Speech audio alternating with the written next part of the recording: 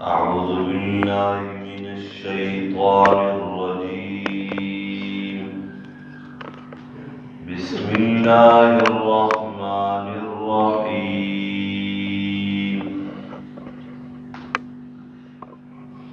والله خلق كل دابة من ماء فمنهم من يمشي على بطنه ومنهم من يمشي على رجلين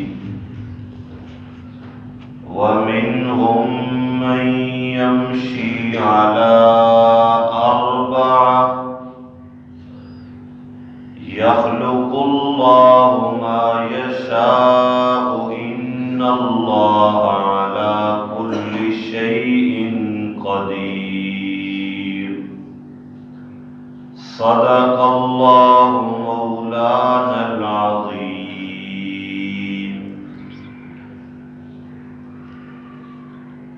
18واں پارہ سورۃ النور،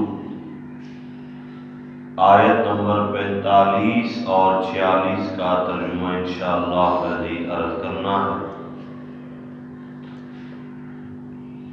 گزشتہ درس میں اللہ رب العزت کی قدرت اور وحدانیت کی دو عقلی دلیلیں آپ نے سماعت کی۔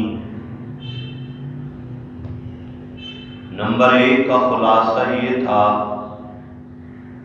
کہ کائنات میں کوئی بھی ایسی چیز آپ کو نہیں ملے گی جو اللہ کی پاکی اور حمد بیان نہ کر رہی۔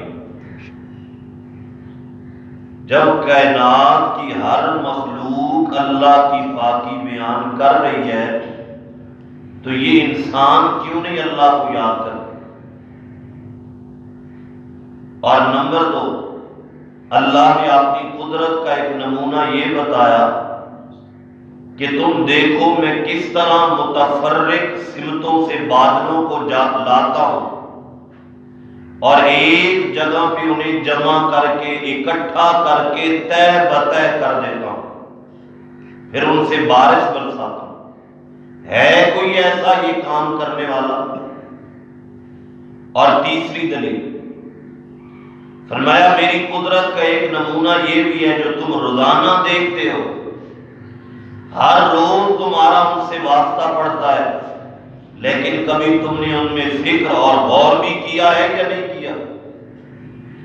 وہ کیا ہے؟ واللہ خلق کل دابۃ من ماء، ہر زمین پر چلنے والے، پھرنے والے اور رینگنے والے کو اللہ نے ایک ہی پانی سے بنایا۔ ہر جاندار ایک ہی پانی سے بنا، لیکن آگے فرق یہ ہے فَمِنْهُمْ مَنْ يَمْشِي عَلَى بَطْنِهِ، کوئی جاندار اپنے پیٹ پر چلتے ہیں، سانپ اور مچھلیاں پاؤں نہیں ہیں ان کے۔ وَمِنْهُمْ مَنْ يَمْشِي عَلَى رِجْلَيْنِ، اور بعض ایسے جاندار ہیں جو 2 پاؤں پہ چلتے ہیں، انسان، پرندے۔ وَمِنْهُمْ مَنْ يَمْشِي عَلَى أَرْبَعٍ، اور ایک ہی پانی سے بننے والے کچھ جاندار ایسے بھی ہیں جو 4 پاؤں سے چلتے ہیں، حیوان۔ اللہ نے اپنی قدرت یہ بتائی، اب ایک ہی پانی ہے اور اس سے ایک ہی طرح کے پانی سے آگے نکلنے والے اور پیدا ہونے والے جاندار مختلف ہیں۔ کوئی پیٹ کے بل چل رہا ہے، کوئی 2 ٹانگوں پہ چل رہا ہے، کوئی 4 پہ چل رہا ہے۔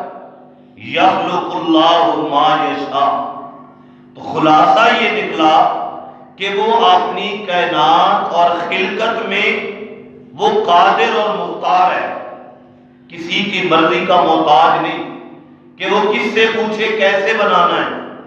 اللہ جو چاہتا ہے بناتا ہے، وہ اپنی مرضی میں آزاد ہے، کسی کا پابند نہیں۔ جب وہ کسی کا محتاج بھی نہیں، پابند بھی نہیں، مشورہ بھی نہیں کرتا، تو ایسے قادر اور مختار اور ایسے مالک کو چھوڑ کے تم ان عاجز اور محتاجوں کے پیچھے پڑے ہو کہ جو اپنی مرضی سے اپنے منہ میں لقمہ بھی نہیں ڈال سکتے، جو اپنی جسم سے بیٹھی مکھی بھی نہیں اٹھا سکتے، اگر کوئی مکھی ان سے کوئی چیز چھین کر لے جائے واپس بھی نہیں لے آ سکتے، تو اس رب کے ساتھ انہیں برابر کرنا کہاں کا انصاف ہے؟ اور آگے فرمایا میری قدرت اسی میں بند نہیں ہے، ان اللہ علی کل شیء قدیر، اللہ ہر شے پہ قادر ہے، اس کی قدرت اور لامحدود مشیت کو معصور اور بند نہیں کیا جا سکتا، وہ آزاد ہے، وہ چاہے تو 4 پاؤں سے زیادہ پر بھی چلا دے، وہ چاہے تو پاؤں کو اوپر کر کے چہرے پہ بھی چلا دے، وہ قادر ہے۔ قرآن میں کیا فرمایا؟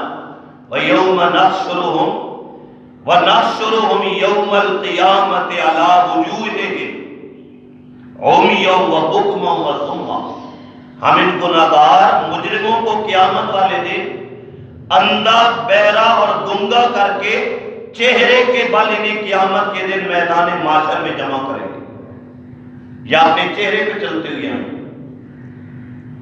صحابہ کرام نے پوچھا یا رسول اللہ چہرے پر کیسے چلا جائے گا؟ پاؤں سے تو ہم چلتے ہیں دنیا میں، ہمیں سمجھ ہے، چہرے سے کیسے چلا جائے گا؟ اور آپ نے فرمایا چہرے سے چلیں گے بھی صحیح، اور جیسے ہم پاؤں سے چلتے ہیں تو کانٹوں سے بچتے ہیں، کیچڑ سے بچتے ہیں، گن سے بچتے ہیں، نالیوں سے بچتے ہیں، وہ بھی اپنے چہروں پہ چل کے ایسے بچ بچا کر آ رہے ہوں گے۔ تو آپ نے فرمایا اس میں کون سی بعید بات ہے؟ اللہ کی قدرت اور مرضی ہے، جس رب نے پاؤں پہ چلایا ہے وہ چہرے پہ بھی چلا سکتا ہے، اللہ تو قادر ہے۔ اللہ نے اپنی قدرت کا ایک یہ نمونہ بھی بتایا کہ تم ان چیزوں کو روزانہ دیکھتے ہو، لیکن کبھی ان میں تم نے غور و فکر کیا ایک طرح کا پانی ہے اور کئی طرح کے جاندار ہیں، ایک ہی پانی ہے، ایک ہی زمین ہے، لیکن اس زمین سے نکلنے والے درخت بھی مختلف ہیں، پھل بھی مختلف ہیں، ذائقے بھی جدا ہیں اور ان کے رنگ بھی جدا ہیں۔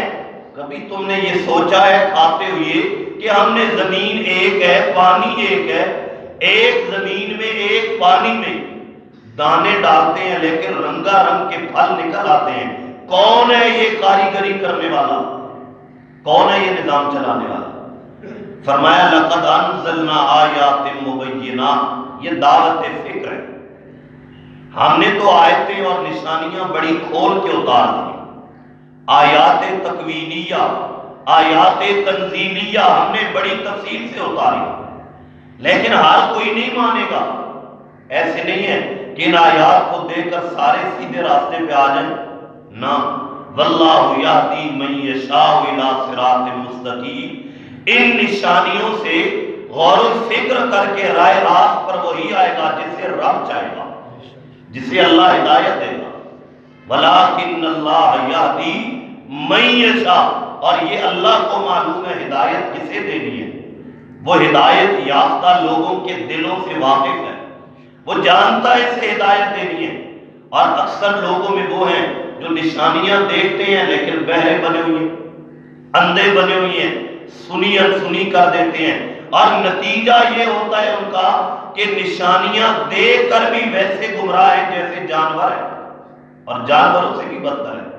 تو دعا ہے اللہ ہم اپنی قدرت کے نمونوں اور نشانیوں میں غور و فکر کی توفیق دے، اور اس فکر کے بعد ہم اپنے رب کی وحدانیت تک پہنچ جائیں۔ دعا ہے اللہ عمل کی